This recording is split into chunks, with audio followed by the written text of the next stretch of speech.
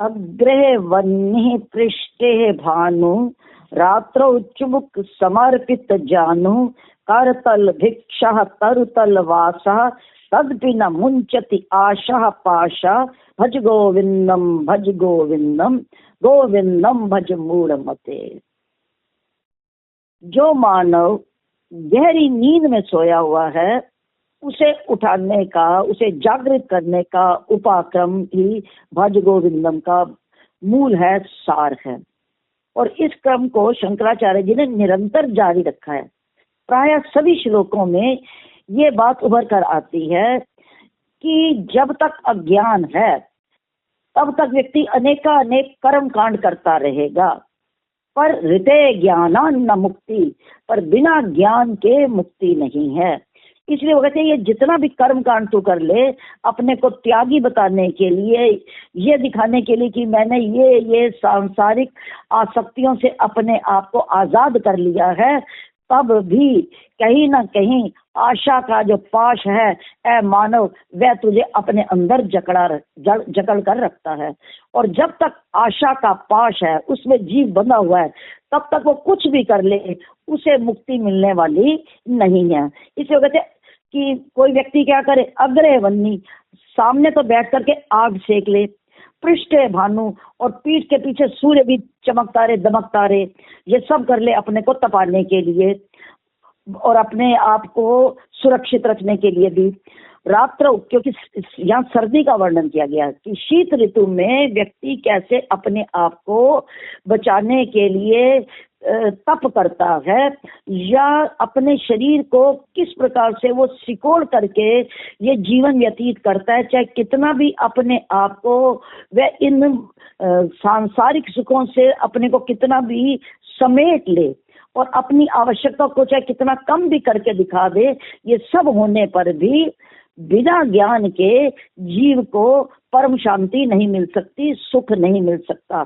तो साधनों के अभाव में कोई अगर वन्नी, सामने अग्नि जला ले, पृष्ठ भानु, अपने आप को तपाने के लिए पीछे क्या रख ले, सूर्य की ओर पीठ करके बैठा रहे। रात्रि में जब सर्दी होती है अत्यधिक, उस शीत के अवसर पर चुबक समर्पित जानू, अपनी ही थोड़ी को अपने ही जानू, मैंने जांग के अंदर सिकोड़ करके रख ले, ठिठुरता रहे उस स्थिति में भी। और करतल भिक्षा, हाथ से भिक्षा मांगे, भिक्षा का पात्र हाथ में हो, तरुतल वासा, और किसी पेड़ के नीचे निवास भी कर ले, अर्थात कैसी भी कठिन परिस्थिति हो और उसमें वो अपना गुजारा करता हुआ दिखाई दे, भिक्षा भी चाहे मांगता हो, पर ये सारी बातें तब तक अपने आप में पूर्ण नहीं होंगी जब तक वह अज्ञान से जनित आशाओं के पाश में बंधा हुआ है। शंकराचार्य जी का ही एक अन्य स्तोत्र है, वहां भी वो उद्बोधन के रूप में यही कहते हैं, आशा बद्धते लोको कर्मणा बहु चिंतया आयु क्षीणम न जानासी तस्मत् जागृत जागृत। जगाने का उपक्रम तो आप देखेंगे शंकराचार्य जी के प्राय सभी श्लोकों में, स्तोत्रों में हमें दिखाई देता है। इसलिए भी उन्होंने ये कहा, आशा बद्धते लोको, सारा संसार कहाँ बंधा हुआ है, आशा के अंदर, आशा के पाश में। कर्मणा बहु चिंतया, जब आशा होगी तो कर्म करेगा, और कर्म करते हुए भी क्या करेगा, चिंता, कर्म भी करेगा और चिंता में भी रहेगा। और कहा कि एक कर्म की चिंता में डूबे हुए मानव, आशा के पाश में बंधे हुए मानव, आयु क्षीणम न जानासी, आयु धीरे धीरे रिस रही है, वो नहीं तो तुझे दिखाई देती। इसे तस्मा जागृत जागृत, कि आयु क्षीण होती देख करके अब तो जाग जा, क्योंकि ये मानव का तन बार बार मिलने वाला नहीं है। जो बात शंकराचार्य जी ने इसमें कही है, यही बात अंत की पंक्ति में, तदपि न मुंचति आशा पाशा, तब भी तू आशा के पाश को छोड़ता नहीं है। और जब तक आशाओं का पाश है, जाल है, तब तक अनेकानेक हमारे सामने ऐसे अवसर उपस्थित होंगे जो मन को विचलित करेंगे, क्योंकि आशा का केंद्र कहाँ है, हमारा मन।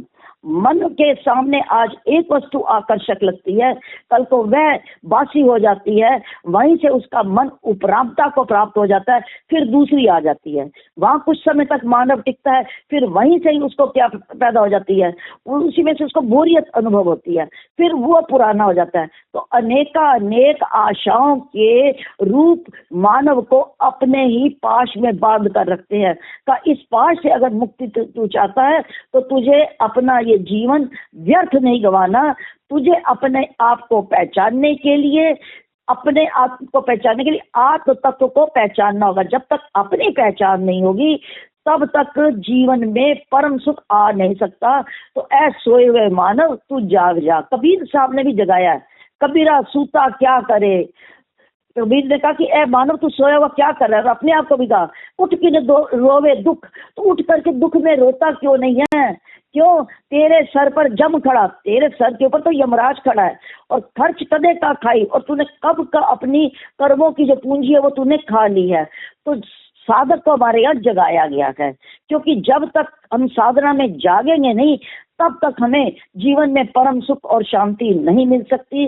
तो शंकराचार्य जी के इस श्लोक के माध्यम से भी अंत में उन्होंने जो निष्कर्ष रूप में कहा है वो कहा है कि आशा का पाश तुझे पकड़ जकड़े हुए, और जब तक तू इसे छोड़ेगा नहीं इससे मुक्ति नहीं मिलेगी, और इससे मुक्ति होगी, यहाँ से विरक्ति होगी, तो आत्म तत्व के प्रति आसक्ति होगी। तो आसक्ति का केंद्र बदलना है, सांसारिक आकर्षणों से आसक्ति को हटा करके उसे आत्मचिंतन में लगाना है। तो ये आसक्ति जो परमात्मा तत्व की ओर ले जाए, जो अपनी पहचान कराए, वही आसक्ति अच्छी है। बाकी तो आशा के पाश में मानव जन्म और मरण के चक्र में पड़ा रहता है, और ये जायस्व मृयस्व का क्रम जो है वो निरंतर जीव को बांधे रखता है।